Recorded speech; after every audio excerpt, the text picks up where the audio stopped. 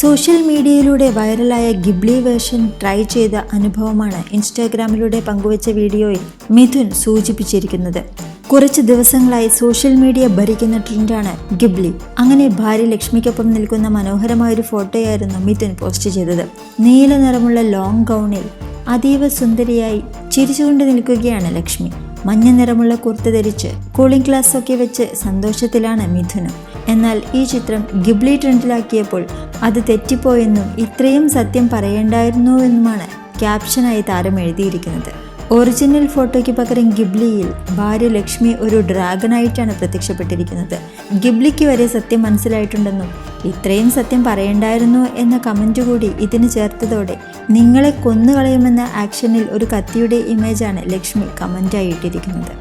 മാത്രമല്ല ഈ പോസ്റ്റിന് താഴെ രസകരമായ കമൻറ്റുകളുമായി ആരാധകരും എത്തിയിട്ടുണ്ട്.